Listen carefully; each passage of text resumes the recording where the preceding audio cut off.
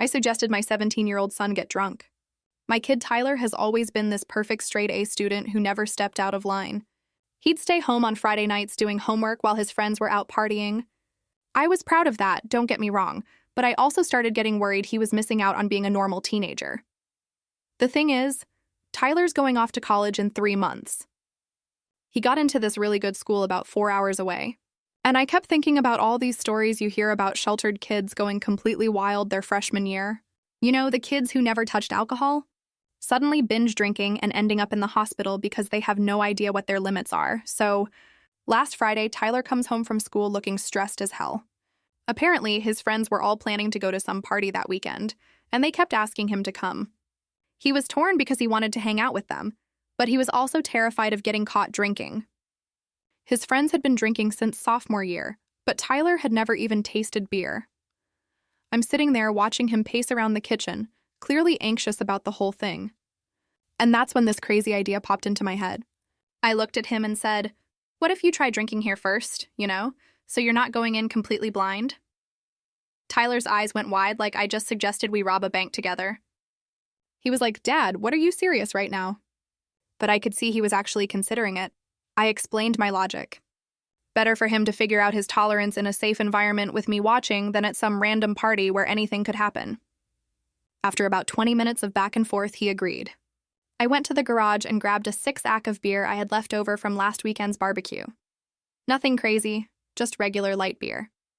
I figured we'd start slow. We sat on the back deck and I opened one for each of us. Tyler took this tiny sip and immediately made this disgusted face like he'd just eaten a lemon. I couldn't help but laugh.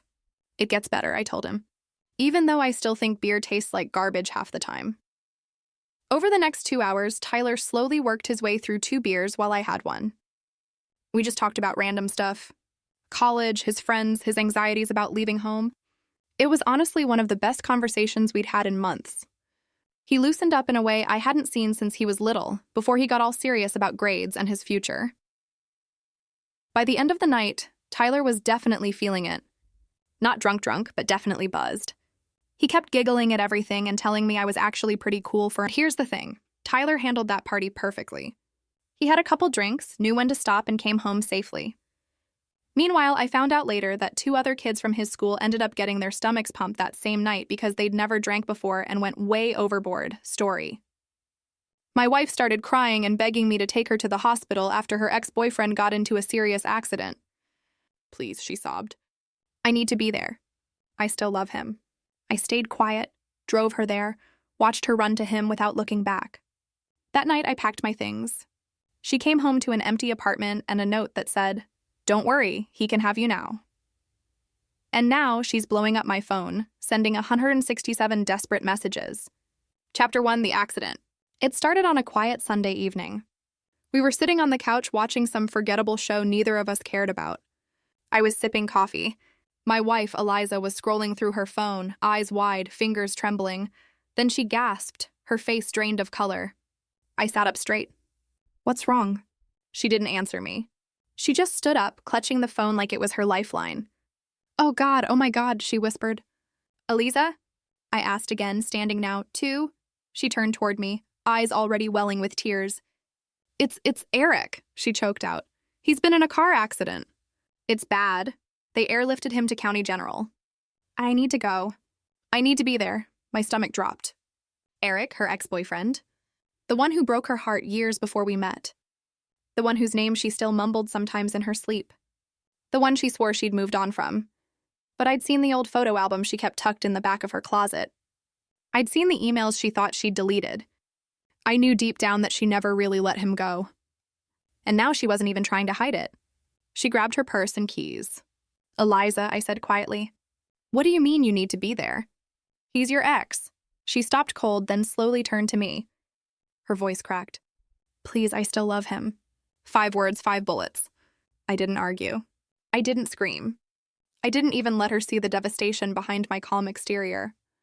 I just said, "I'll drive." She blinked, surprised. You will?" I nodded. "Of course, let's go." I drove her across the city in silence. Her fingers were shaking the entire ride. She didn't even look at me, but I looked at her. And in that moment, something inside me died. And something else colder was born. When we pulled up to the hospital, she unbuckled before the car even stopped fully. She opened the door, breathless, desperate. "Thank you.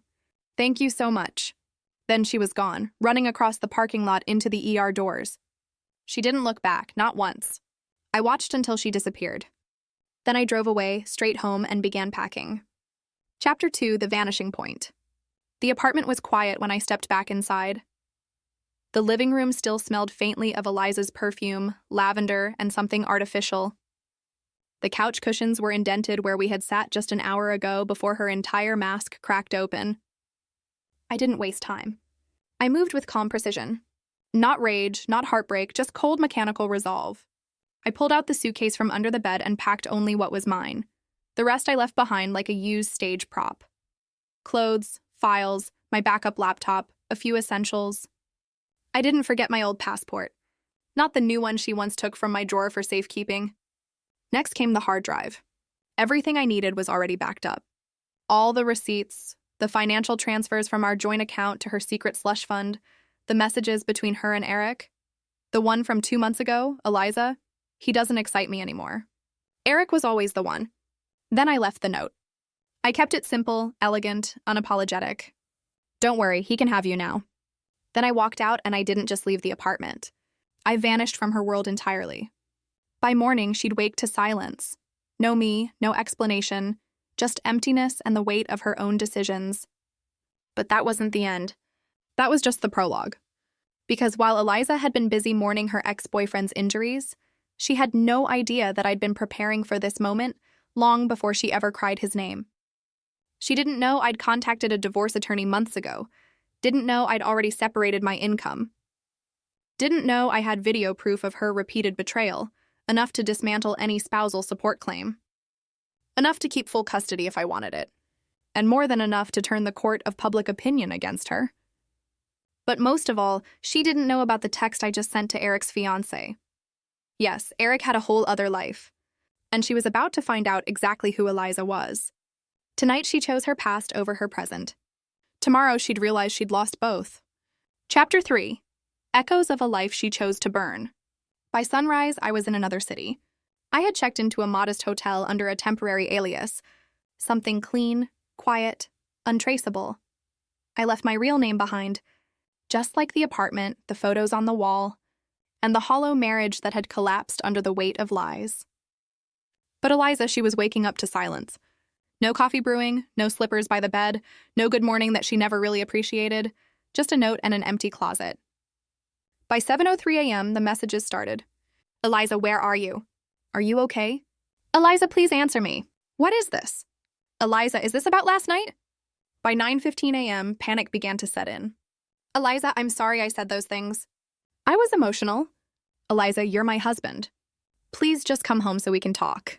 Eliza, are you really doing this? Are you leaving me?" But I didn't reply. Not once. She hadn't thought twice when she told me with tears in her eyes, "I still love him." She hadn't looked back when she ran into that hospital room. Why should I? By 11 a.m., she realized something else. Her mother had called asking why our joint credit card was declined. She checked the bank and saw nothing. No savings, no shared funds, no emergency cushion, all legally moved into my separate premarital account. Perfectly timed, perfectly executed. Then came the real punch. That same hour, Eric's fiancée, a woman named Valerie, posted on social media a screenshot of Eliza and Eric kissing in a hospital room. Caption: "While I was planning our wedding, this is what he was doing." Say hi to Eliza, everyone, the woman who swore she was happily married. The comment section ignited like wildfire. Mutual friends, co-workers, her parents, even her gym instructor. She wasn't the grieving romantic anymore. She was the villain. The woman who ran to another man while her husband sat silent and strong. The messages kept pouring in. "Eliza, you ruined me. Eliza, why are you doing this? Eliza, this isn't you. Please, I didn't mean it, but it was me." The version she created when she pushed me to the edge and expected me to take it with a smile.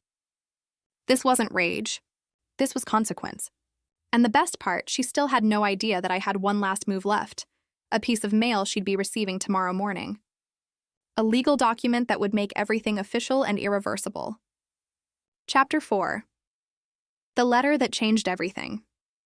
The envelope arrived at 9:06 a.m., certified mail. Signature required. Eliza signed for it with shaky hands. Still in her bathrobe, eyes bloodshot from another sleepless night. Her mother was pacing behind her, whispering things like, "He's just being dramatic and he'll come crawling back." But when Eliza opened the envelope, her hands froze. Inside was a petition for divorce already filed, accompanied by a copy of our prenuptial agreement and a letter I'd written by hand just for her. Eliza. I stayed silent that night because I wanted you to run to him. I wanted to see if you'd look back. You didn't. And in that moment, you chose your future. This divorce isn't out of anger. It's clarity. It's what you taught me to do. Put myself first. You always claimed you never had closure with him. Well, now you do. Be with him fully. But you don't get to keep me as plan B. As for finances, read the prenup. You cheated. I didn't. You leave with nothing. Don't contact me again unless it's through legal channels. And tell your mother, I always noticed how she looked at our daughter. Not really family, right? Make sure she never says that again. Her knees buckled. She slumped onto the couch, clutching the letter like it might suddenly morph into an apology. But there were no apologies coming. Not from me. Not anymore. Her mother grabbed the prenup from her lap and read it aloud. Clause 7. In the event of infidelity, all claims to shared assets and spousal support are forfeited by the offending party. Clause 9. If dependent children are involved, full custody defaults to the non-offending spouse pending judicial review. She dropped the document like it burned her. That's when Eliza screamed. Not in rage, in grief. The kind of grief you feel when you realize too late that someone you thought was weak was actually 10 steps ahead the whole time. She dialed my number again. Eliza, please. Please just talk to me. We can fix this. I didn't mean to hurt you. You're a good man. You didn't deserve this. I watched the call ring on my burner phone. Then I turned it off. She had made her choice. Now she could live in it. Chapter 5, the last word.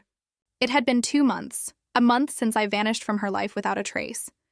2 months since I left the apartment key on the table, packed my essentials, and moved 3 cities over to a quiet lakeside town where nobody knew my name. Eliza still called. 167 missed calls and counting. Still texted.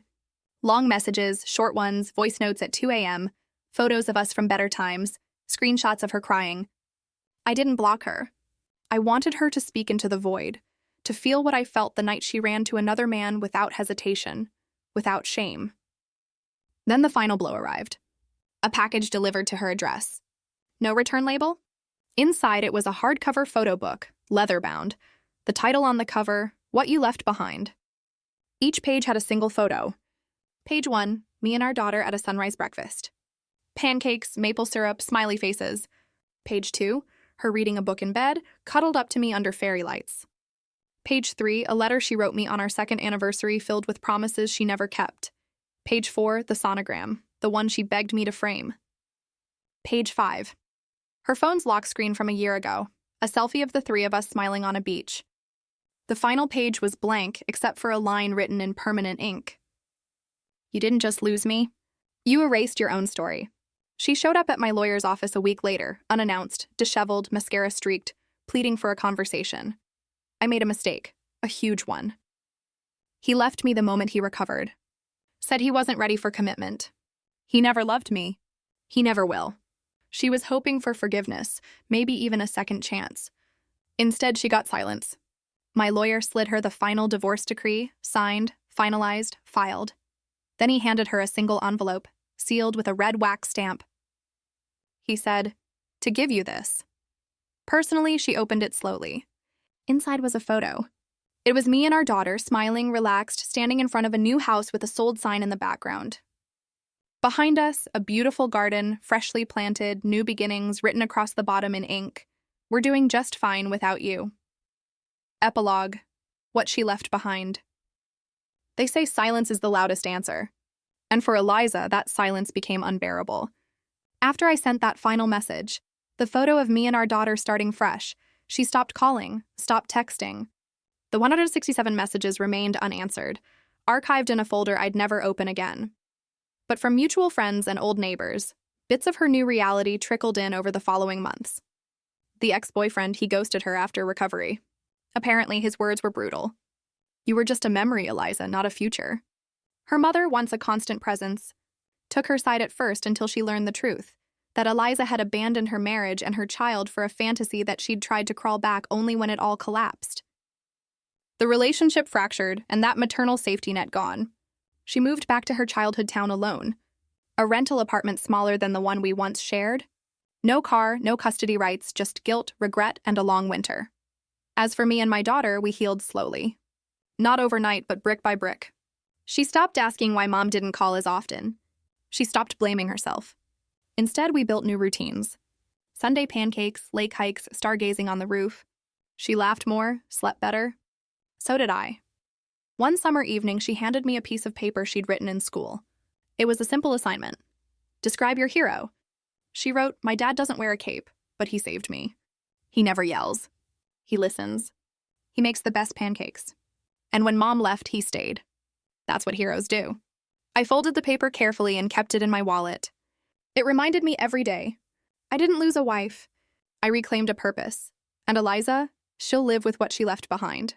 Final line. You don't get to come back once you've thrown someone away. Some things don't heal. Some doors don't reopen. And some men, once broken, rise stronger. Not to be cruel, but to never be broken again. Was this revenge perfectly justified? Or should the storm have raged harder? Drop your verdict below. I read every single one. Hit like if you crave justice and share this story with someone who needs its fire. Subscribe to Revenge Exposed because here betrayals don't sleep. They hunt their owners. Every shadow hides a reckoning, every mask breaks, and every betrayal is answered. Stay sharp.